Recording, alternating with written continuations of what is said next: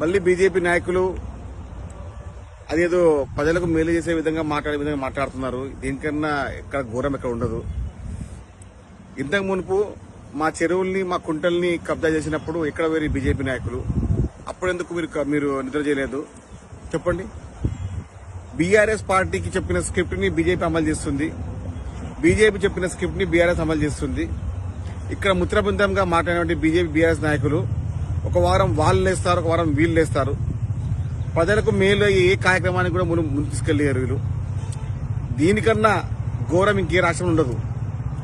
ముఖ్యమంత్రి రేవంత్ రెడ్డి గారు భవిష్యత్ తరాలను గుర్తించుకొని వారి యొక్క మేలు చేసే ఉద్దేశంతో మూసి ప్రచారం చేస్తూ ఉంటే ఈ పనికి మాలిన బీజేపీ నాయకులు, ఈ బీఆర్ఎస్ నాయకులు అప్పుడెక్కడ పోయినారు మీరు?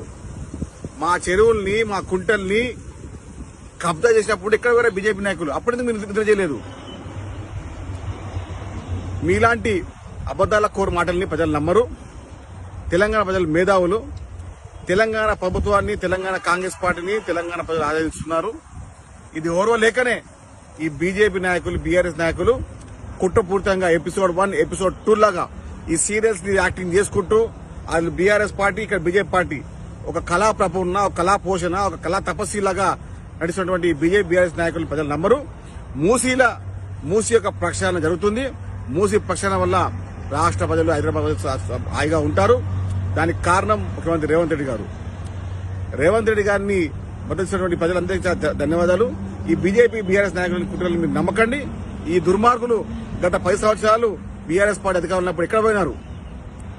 గత 10 సంవత్సరాలు కేంద్రంలో అధికారంలో ఉంది బీజేపీ. ఇప్పుడు బీజేపీ ఇంకా అధికారం ఉంది కదా, ఎందుకు మీరు మాట్లాడలేరు? అప్పుడు